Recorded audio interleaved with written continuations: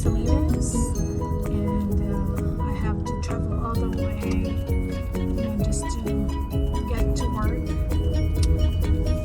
And as you know, guys, I'm a nurse, and this is where I work, and this is usually the route that I take, and my route to actually go home. Of course, it's the same route when I come to work, but I'm just gonna show you, the places that I will be passing by, mga cities na dadaanan ko pauwi. So, I intended to, kind of have this kind of view para hindi makita yung information ng ibang mga commuters. And maybe from time to time I will be talking, but maybe not. So, just come and enjoy with me my ride to going back home. But I'm picking up my son first to school niya kasi I dropped him off earlier this morning. Kasi meron kaming issues sa parking spot, and the problem is that sa garahe namin, 3 lang yung parking spot namin. Tapos yung dalawang yon yung libre, tapos yung isa naman is may bayad. So ninerentahan namin yon. Bale ilan kami na mga adults. So here in America, when you're an adult, when you turn 18, it is usually expected that you must be driving your own car already. So kasi mahirap yung hindi na wala kang sariling kotse. Kasi kumbaga, you won't be able to go to the places that you want to be kapag, if you're sharing the same car, sharing one car with another person. Experience din namin nun at that time, of course. Nung hindi pa nag-graduate actually kahit na nag-graduate na nun yung bukso ko. Kasi we were not able to afford to buy another car, but then when I was able to save up money to buy a second-hand, car, then yun, nagkaroon na rin siya ng kanyang sarili. Otherwise, it's quite very, like challenging kapag ganun that you're sharing your car, with another person, with your brother, or even with your parents. Kasi yun nga, may mga sariling lakad kayo ganun talaga dito sa Amerika. Kaya, ayun, sabi ko na lang sa anak ko na I'll take him to his school just to save the spot outside sa kanyang parking sa kotse niya. Tapos ako naman sabi ko sa I'll pick him up. Pero akala ko kasi hanggang 12 lang yung yung education ko sa work.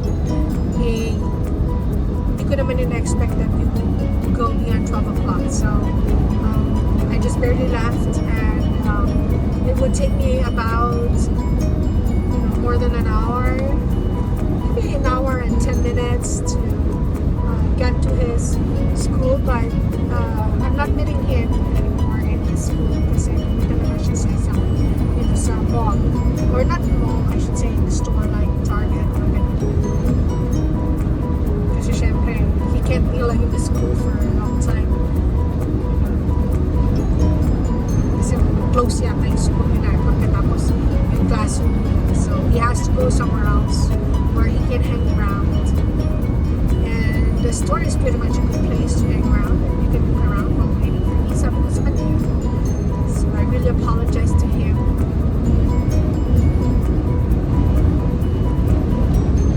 Kasi hindi ko talaga in-expect na magtatagal ako. So this is Salinas. Salinas is a small city, but it is a city of the Monterey County, and it's a valley, and this is where the lettuce and strawberries are usually grown, and napaka-fresh and napakasarap talaga ng strawberries dito. Ito para siyang katumbas ng, I'm not sure kung sa bagay yung buntok ba yun, yung parang valley din siya, para siyang napalibutan siya ng talagang mountain. So ito siya yung Salinas Valley. That's why maraming tao na nagsasabi that Salinas has actually best weather in California because it's always like stable. Like if it's too cold, it's kind of cold in here, but it's not going to be as freezing as anywhere else. And if it's too hot, it's not going to be too hot in here. But it's hot, but it's not going to be as hot as it is in the Bay Area as usually. Kaya nga minsan yung mga barkada ko, tuwing bumibisita sila doon sa akin, sa area namin, kung may bibilin sila, mga ganun kasi nandun yung Seafood City and everything, nandun ang Jollibee, nandun ang Max, or Valerio's, na napaka-popular, Chowking, mga ganun na gusto nila puntaan. Na usually nagiging overdressed sila. When you see overdressed, is that ang dami nilang mga, covers, jackets sila, or mga sweatshirts pa sila.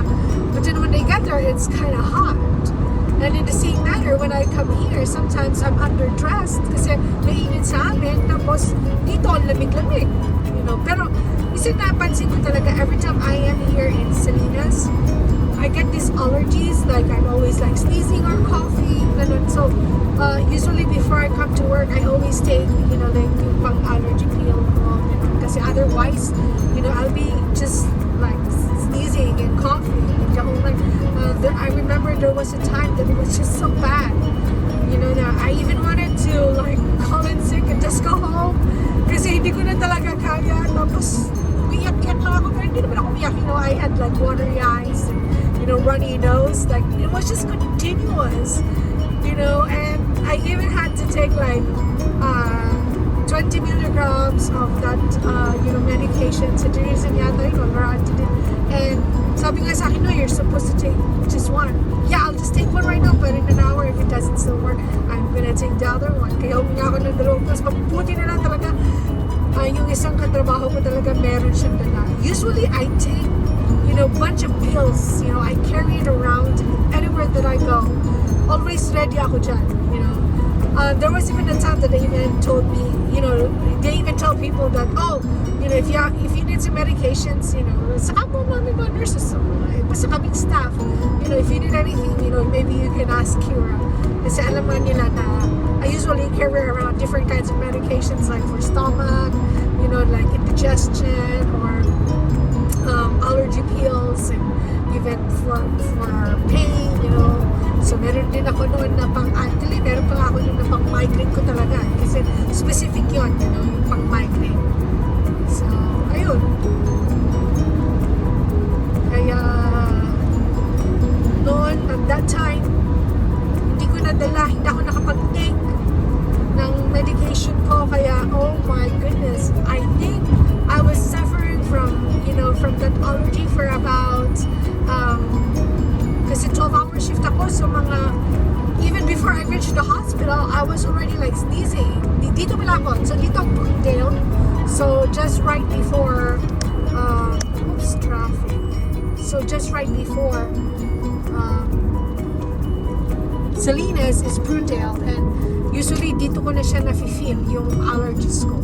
Nag-sneeze na ako dito, nag-ching-ching na ako dito, tapos kahit kanina yung nasa education ako I was already sneezing and coughing, so yun ang mahirap. And I don't know why it is traffic right now, but usually it is not, or maybe really depending on the time.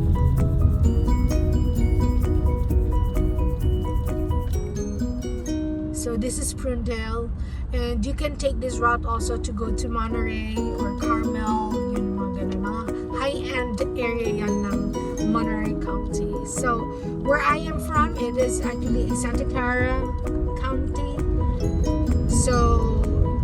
So para siyang siguro katumbas ng county sa Philippines is actually like the province, like Ilocos Norte. Siguro ganun. Kasi marami siyang, so cities.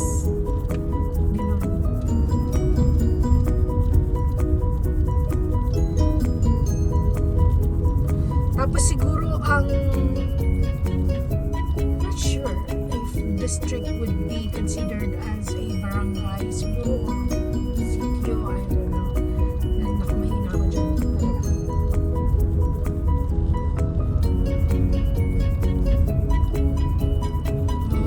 Ayun, may inaayos siguro. also the traffic here is not as bad as it is anywhere else. And I've mentioned it before that I would rather be here rather than somewhere else, like in Los Angeles or sa ibang state. And dito, yeah, may traffic, but it's not as bad it is if you're in Los Angeles. I love Los Angeles, of course. That's where the fashion is. There's Hollywood. Maganda talaga. It's nice together. It's nice together. It's nice to go there together. To go there, you know, once in a while, you know, if you have to visit your family. I do have relatives there, and binibisita ko rin minsan yung auntie-uncle ko, ganon, minsan ko, ganon, doon. So, now has turned into Monday, so nag-merge na lang ako. So, maganda dito actually. We lived here in Salinas for about 6 years. So before we moved to the Bay Area, we used to live here from 2005 when we came here to the United States. And ang point of entry namin was San Francisco. And then, you know, dito na kami nagstay sa Salinas for 6 years. And then due to personal reasons and other reasons like, but of course, napaka-ko naman talaga valid ang reasons ko, and we moved up there sa Bay Area. And I don't have regrets doing so, although at that time I was still going for my nursing program. So, you know, for that was my last year in my nursing program, so I have to travel back and forth actually. Aga-aga ko talaga maalis doon. Tapos, and then I would come back here. Usually, I schedule myself to work like pagkatapos ng clinicals ko para hindi na ako pabalik-balik, para hindi na ako, you know, mag-aksaya ng gas. And then I used to live at my aunt's place during my, you know, at the times when I have to be at clinicals, because those are pretty like, you know, like tough, you know, like to be the hospital like before 6 o'clock, so it was really tough.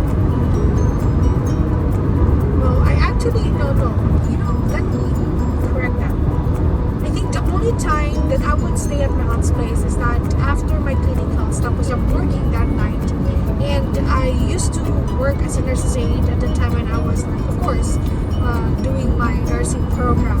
Kaya ayun, ang tawag nun yung I would stay at my aunt's place, tapos sa auntie ko, tapos tutulog ako doon ng ilang oras, then I'd go to work. Usually that's Friday night, no, Thursday night I should say, and then comes Friday morning wala na akong pasok, so ang pasok ko nun was 11 to 7, you know, so ayun, it worked, you know, it worked well, I would say. And then of course it's a, you know, it's policy, you know, talagang all of us would have to work at least one weekend in every pay period. So I would always, sometimes, you know, I would need to like really work on a Saturday. Usually Saturday lang work, okay, Friday night, depende talaga. Because if you are working night shift dito sa Amerika, pag sinabi mong night shift, you are expected to, and then they say that you need to work on a weekend. It's usually considered ng Friday, Saturday. Hindi siya Sunday. Hindi Saturday, Sunday. Ang weekend ng mga night shift. Ayun.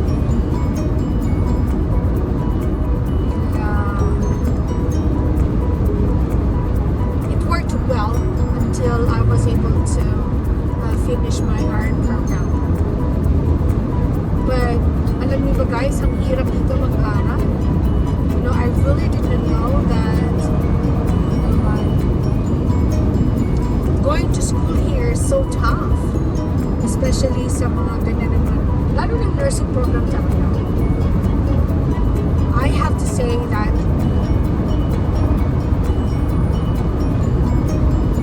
if people find out that you're in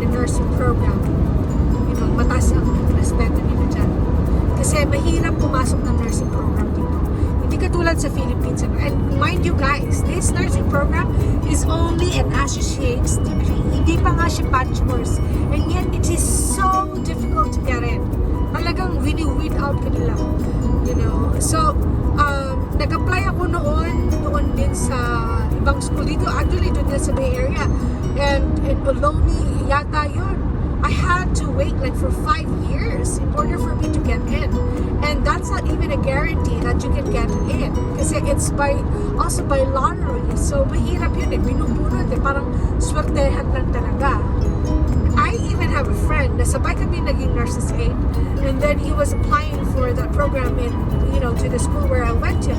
Pero hindi siya talaga nakakapasok. Tapos, kasi sa school ko naman, where I earned my nursing degree, kung naman siya, iba naman ang process nila. It was not by lottery, pero, marami kang mga considerations. You have to turn this in, mga ganun, dapat may mga referral and whatnot, so mga ganun.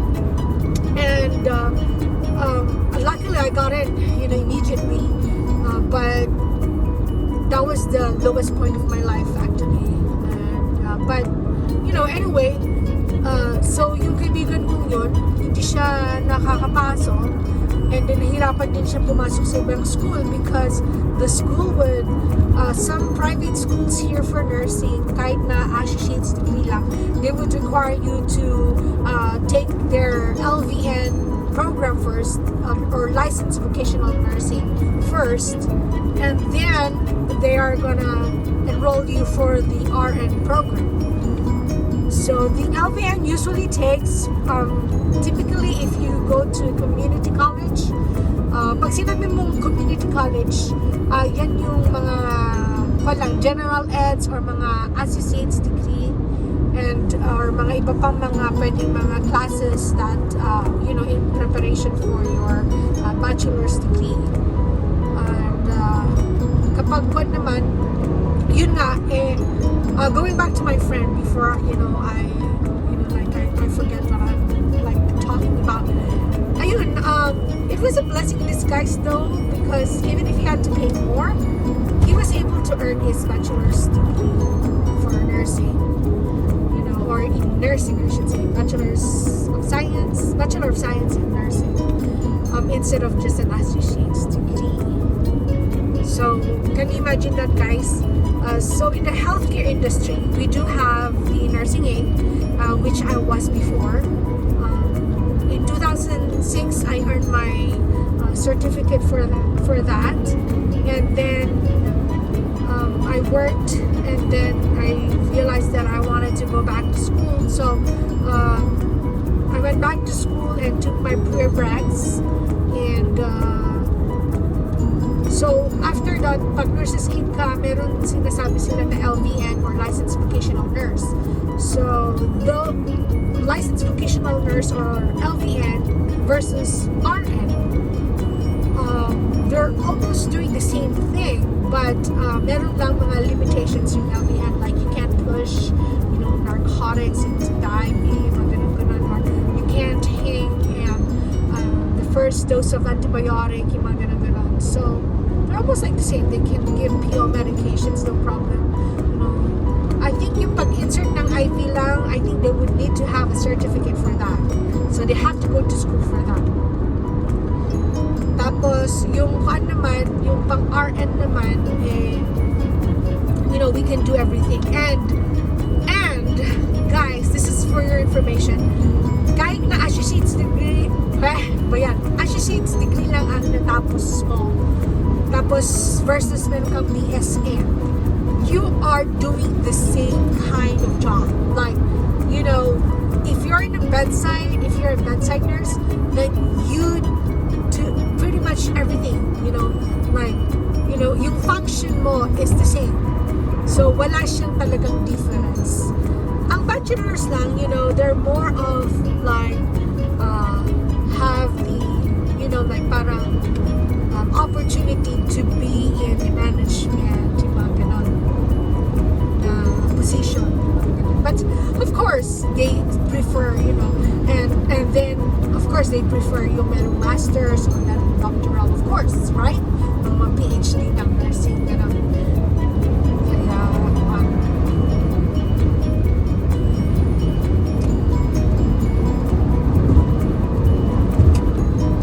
dito na ako nakapag-aral ng nursing, guys.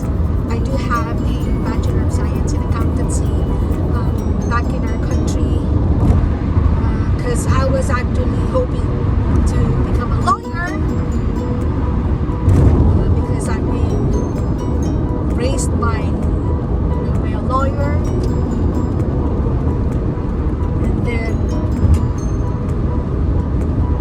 I think you'll see it in my Facebook. If you will check my Facebook, you'll see that like we're a family of lawyers, and I wanted to become a human rights lawyer, just like my dad or my maternal grandfather who raised me. And my father is also a lawyer. My sister is going to become a lawyer pretty soon. God willing, So I'm a frustrated lawyer, but I would never trade my profession as a nurse to any other kind of profession in this world. And I so love being a nurse. And if I close my eyes, really, I would always want to become a nurse. And I know before, nung nasa Pilipinas pa lang ako, I never really wanted to become a nurse. No, not in my, wildest dreams. Although sinasabihan naman nila ako na, Kira, dapat maging nurse ka or doctor ka kasi galing mo mag-alaga, gano'n, etc. Pero nakita ko kasi yung trabaho nila doon. It wasn't, for me, I'm sorry to say this, but I didn't find it so fulfilling. Because I always want to be with people, to be there for people who need you. Mga tipong ganun ba?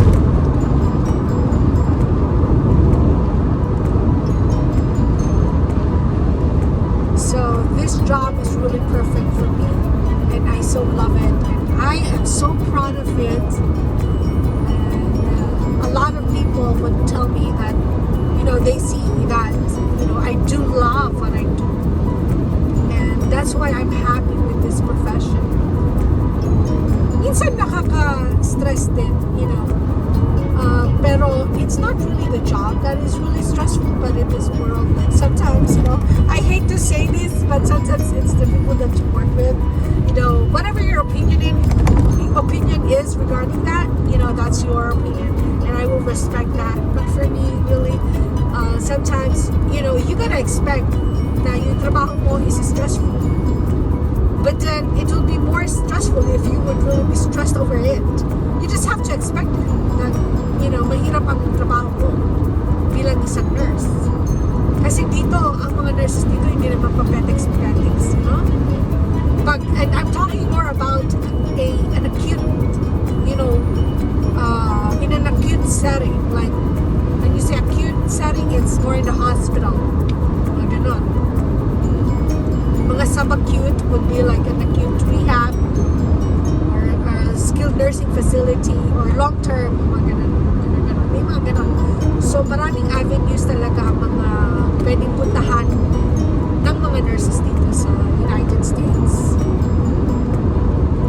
And, yun nga, for me, I tried working in a skilled nursing facility, and alam mo, natuto pa ako dun na mag-peritoneal dialysis, which was really, really difficult kasi it is to be like a sterile technique. Talagang napaka-sterile niya talaga. Kasi kung magkakaroon ng infection yung pasyente, alam nila, matitrace nila kung sino yon na hindi nagkaroon ng, sterile technique. Babalikan ka na, ngayon na gano'n. So, nagkaroon ng gano'n na situation, my gosh, and then now they have to assign everybody to me. Yun. I loved it there because I learned to manage my time. I learned a lot from it, from that experience. And natuto ako ng mga mahirap na mga, like trach, yung mga ganun, yung pag-care ng trach, mga peg tube, mga ganun. And for some reason, there was also a time that one of the patients needed some IV antibiotic, but then, doon sila, we had to manage it. So, ayun, I had to start an IV, ganun. That that was pretty challenging too, though, but it was successful. And ngayon na nasa trabaho ako, I do love starting IVs. And ewan ko, basta para ba kapag kasama ko yung isa sa mga charge nurses na she's one of my favorites. And she's kind of like my mentor too. Yung isa pa, marami ako, bilib na bilib ako sa kanila. Sabi ko na, I really wanna be like them, na magaling mag-start ng IV. So, ngayon na medyo matagal-tagal na akong nurse. So, I've been a nurse already since, I've been a nurse since 2012. So, it's been about more than 8 years. Magna 9 years na ako. This 2021.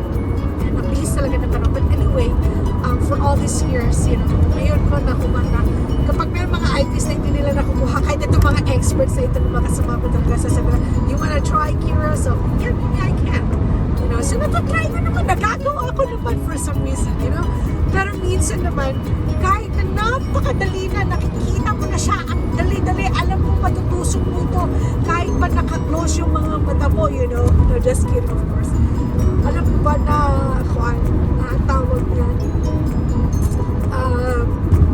hindi ko makukuha.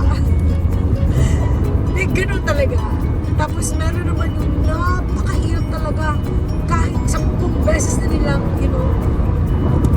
try ang pag-start ng IV. Walang nakakakuha. Tapos ako parang isang try ko lang nakukuha ko agad. Merong mga gabing ganyan. Yun yung sinasabi namin na this is my night or oh, this is not my night, So, kaya ganun. Nagdala ko ng ganyan. Pero I'm not sure. Maybe I will have to silence this later on. So anyway, guys, I'm sorry. I lost track of the places. We're in Gilroy right now. So pagkatapos ng Fruitdale, meron siyang, oh my gosh, I forgot the place. Watsonville. Tapos ngayon, we're in Gilroy. So I think Gilroy is the start of the Santa Clara Valley. Pero dito sa Gilroy, grabe, sobrang init dito. Kapag summer, pag dumarating na ako dito, ang init. So dito sa Gilroy, merong outlet, sinasabi, where you can, like buy your signature brands. But not the Louis Vuitton, yung mga ganon, yung mga Chanel, yun. Okay, baka naman or Hermes, or however you pronounce that. So premium outlets is to my right. I'm sorry guys, I'm not gonna be able to show it to you guys.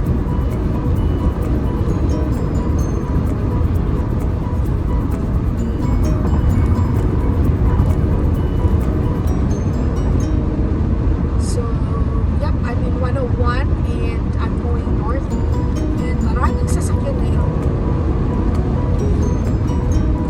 Hindi ko alam kung bakit.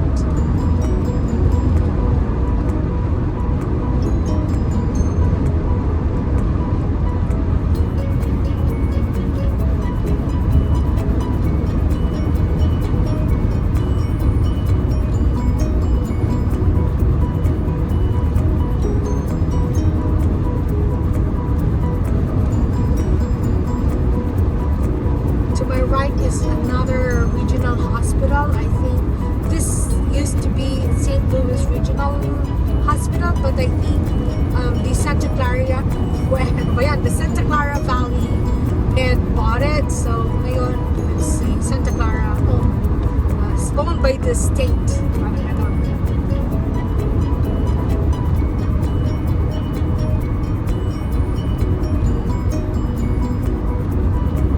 So it's a government hospital. Grabe, I tried to apply in Santa Clara Valley. Oh my gosh. Ang haba ng application. And it just so happened na, when I applied for it, for some reason, I was in the top 6 list of, interviewers. Pero yung iba talaga, I think they base it on your education, your experiences. experiences. And I don't know how they base it, and then you had to take the test, so I think they base it all together and then put you in the ranking kung sino mong unang ma-interview. I just didn't like the area for some reason. Naging mapili pa daw ako. Pero kasi if you want to work somewhere, you have to love the place that you work, diba? Don't you agree, guys? Yun. Hindi ko alam kung bakit napakabagal ito sa harapan ko. Ay, ano ba naman yan? Mama! Jesus Maria Josefa!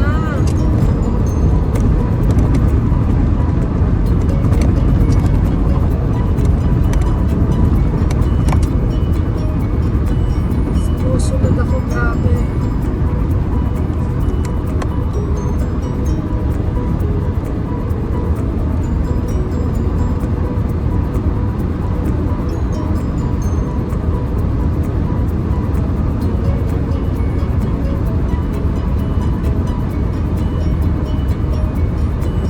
So, malapit na ako sa...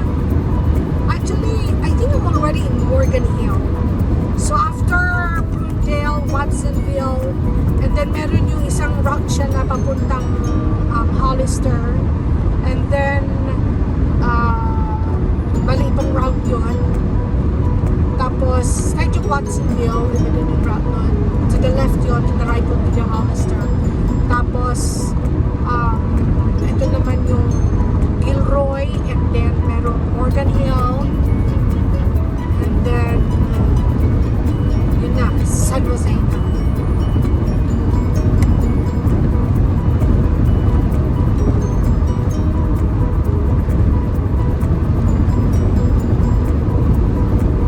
Anyway, guys, I've met a lot of people,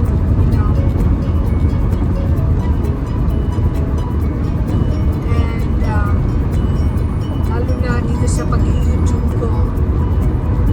Thank you sa mga tao na nandito sa akin and who have encouraged me to be patient, and some have also told me oh, I like your content, so kasi sometimes it gives them the idea of how it is here, ganun.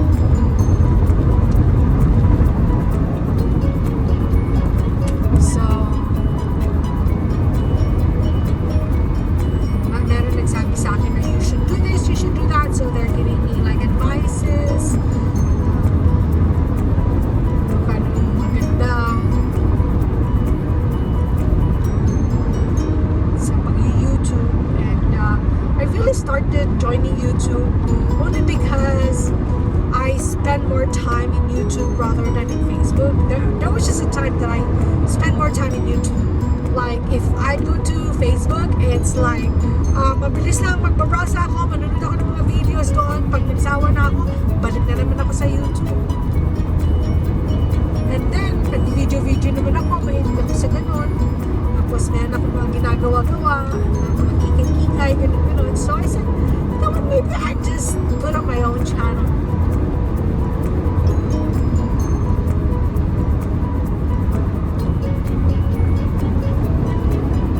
Because I do know that I do have content, and I think that's quite important.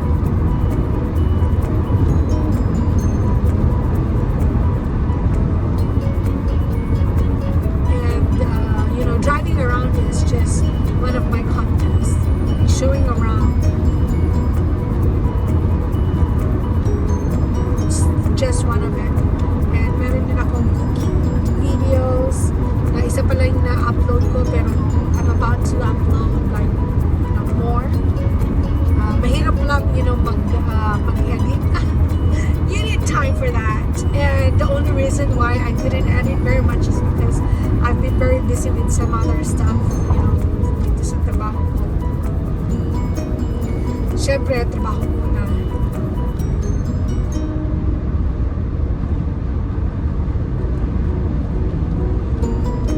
So I'm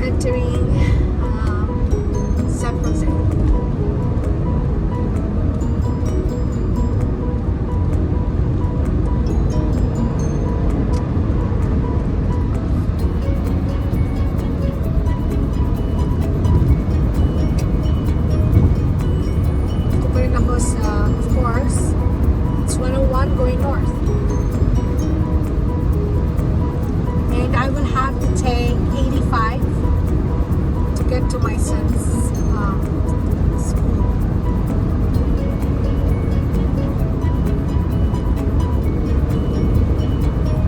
So I still have about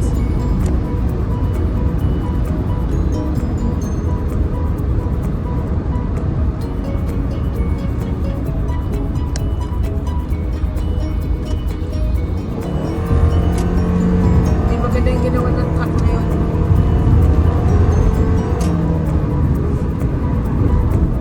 Kita niyo yun, guys.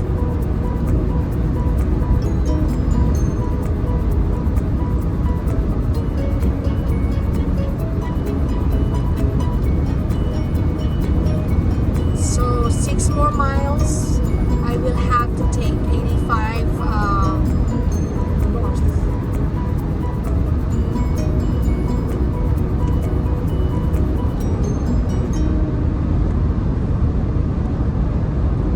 May mga kahoy doon.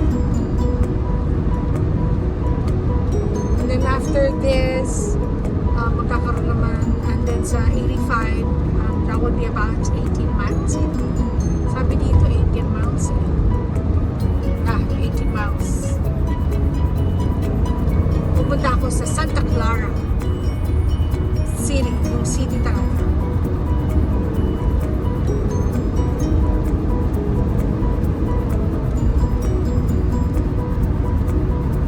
So to my left is Coyote Circle Golf Drive. So merong golf course dito. To my left. So as you can see, guys, it's mountainous area.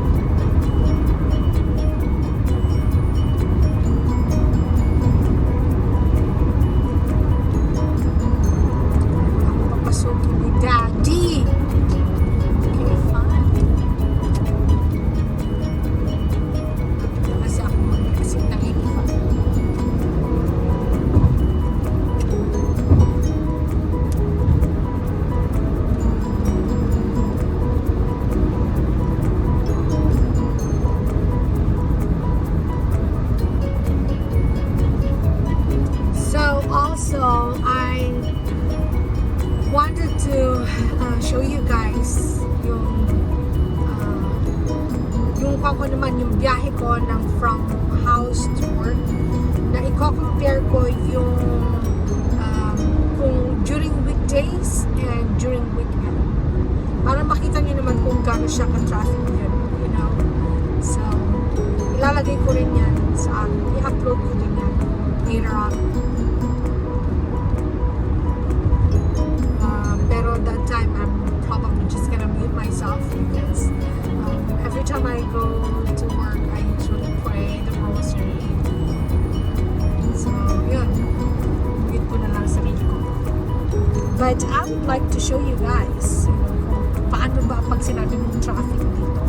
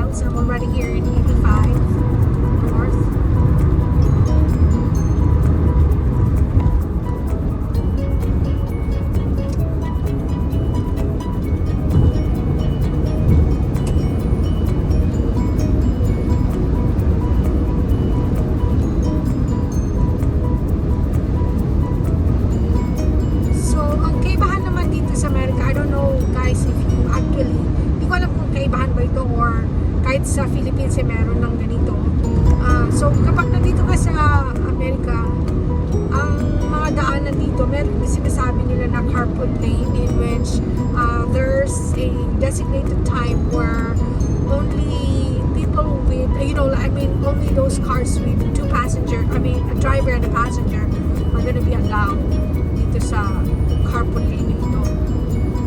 So like ngayon, 5 to 9 and 3 to 7. Yan yung time ng carpool lane. So during those times, if you're just driving by yourself, you don't want to be driving here. Otherwise, you'll get a ticket and it is quite expensive kapag nahuli ka ng ganyan.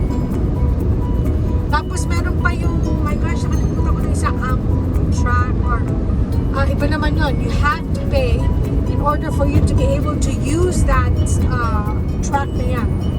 Yung lane na yan.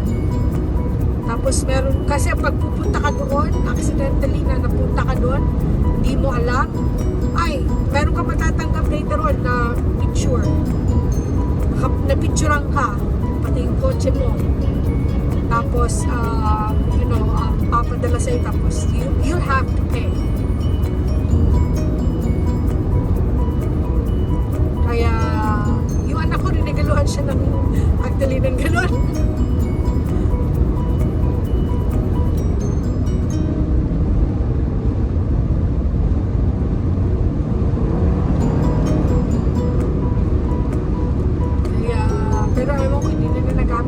That's usually, you just have to pay for that, and I think it's going to be valid for about a year. So anyway, you want to be the fastest lane if you are driving fast, and if you're driving slow, it is a courtesy that you really have to stay in the slower lane.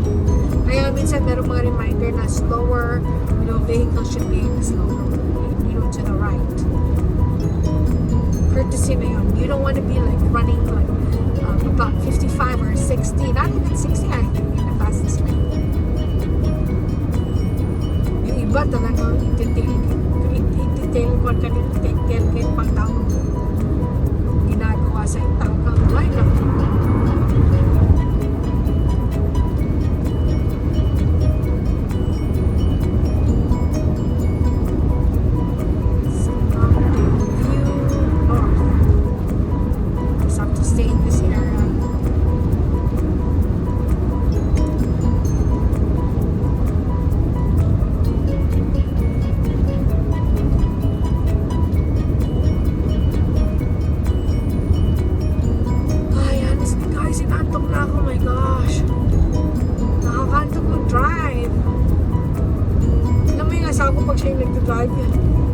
Ngayon, nag-vlog kami. Pero ngayon, noon, oh my gosh, lagi ako inaantok talaga ako. Sasabihin na naman na sa akin, babes, tulog ka na naman. Ano sa akin? Napaka-smooth kasi ng driving niya talaga. Kahit yung panganay ko, actually very smooth din siya ng drive. Nagturo sa mga anak ko na mag-drive kasi asawa ko. May stricto yung asawa ko pag nagturo. Nakakatakot daw. Kahit nga sarili nga niyang anak natatakot daw kasi basta takot daw siya.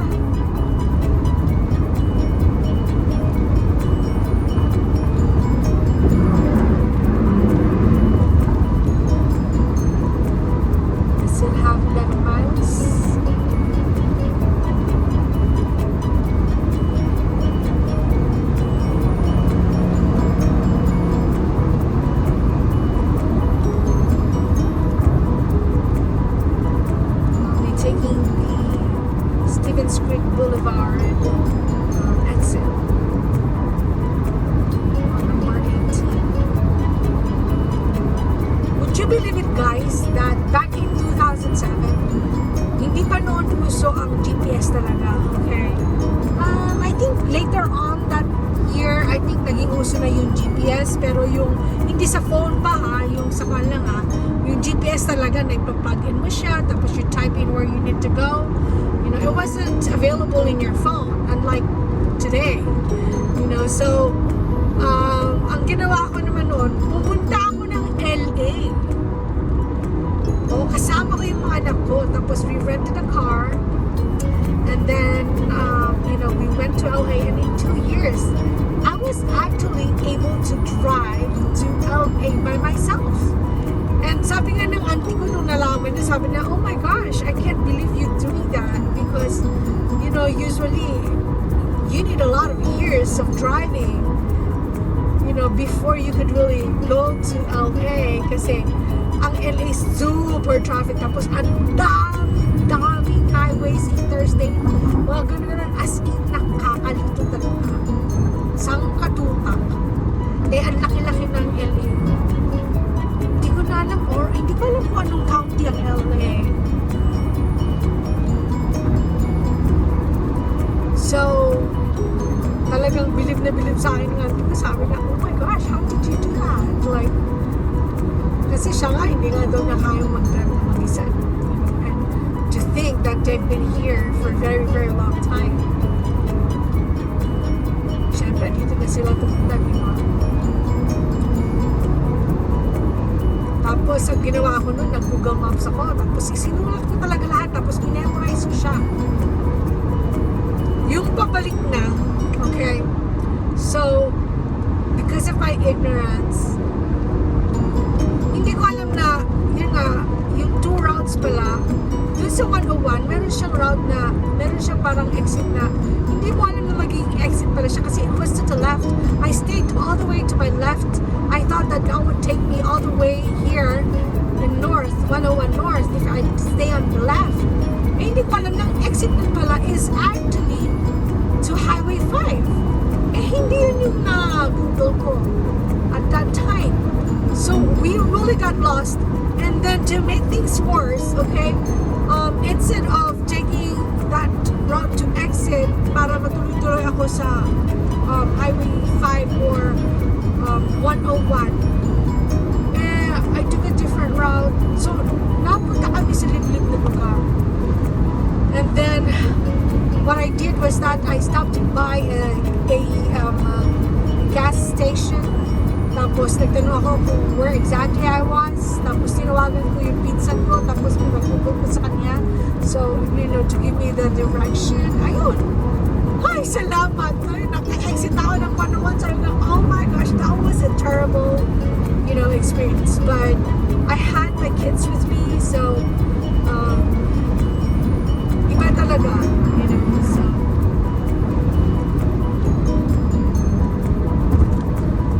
hold on, guys.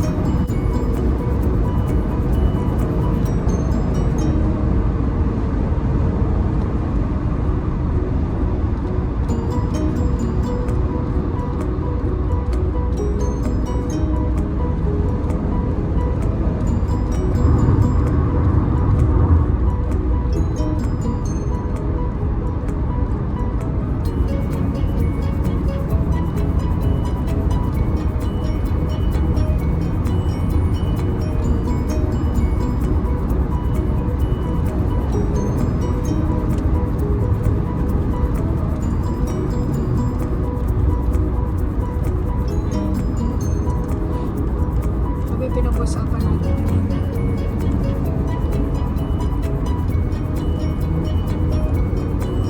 So, malapit na ako mga guys. And my son just called me and wanted to check out on me. Like, if where am I?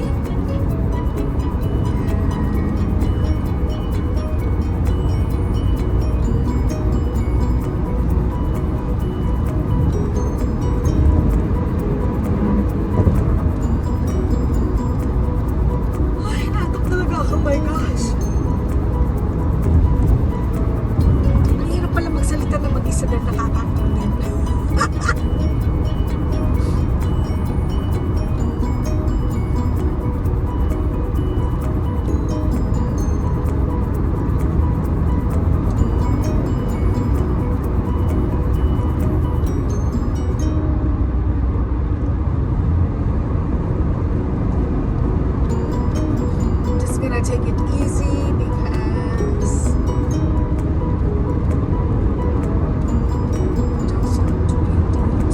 that was a Stevens Green Boulevard. So I have 2 more exits.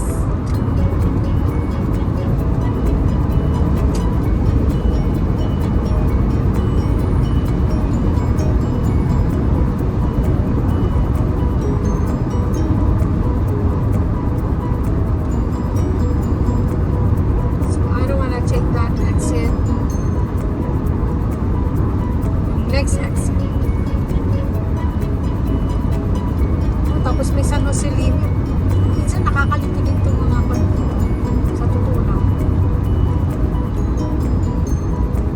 In 2 miles, take exit 18 for Stevens Creek Boulevard.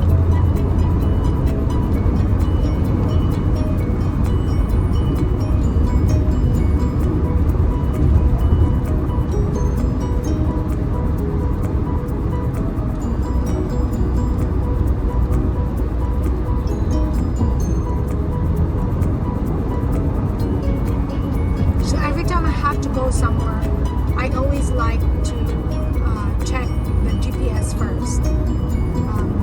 Para just in case na ano man, you know. Para alam ko kung ano yung expect ko. Like ito, ay nako.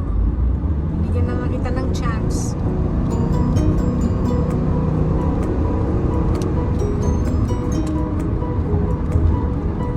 Para hindi bigla-biglaan. So natutong mga ganun yung mga anak ko ato. So if they need to go somewhere, you know, ganun lang gagawin. So this is Cupertino. Santa Clara, tapos Cupertino. Hindi, may ibang Santa Clara, tapos may Cupertino pa. Ay, kakalito! Grabe.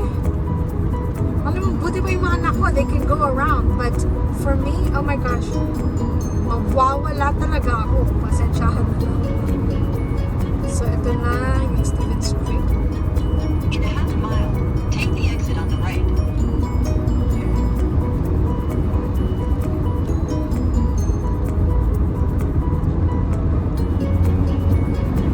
I think ito ba yung naksitan namin kanina? Take exit 18, then use any lane to turn right onto Stevens Creek Boulevard.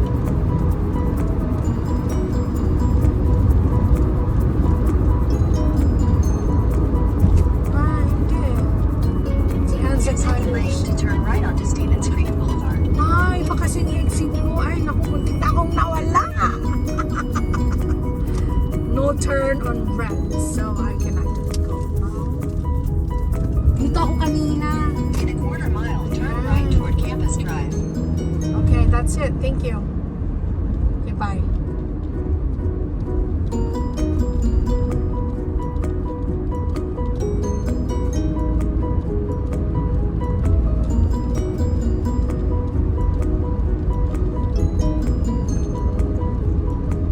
I tried applying here too for my nursing program, but man.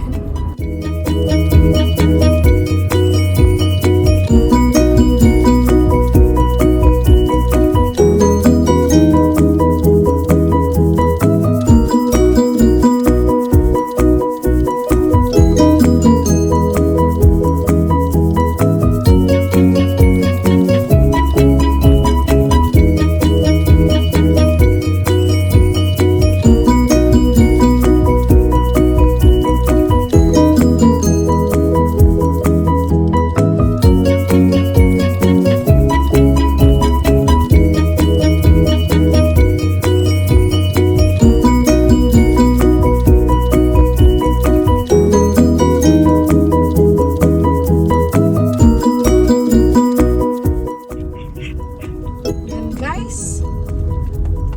So, ito na. Kawawa naman yung anak ko. Pinaghintay ko siya. Nang matagal-tagal. Pero alam mo, mais, you know, I'm so just blessed that my kids are just so patient. Alright. Thank you so much for watching. And this is your one and only Kira, the Mama K.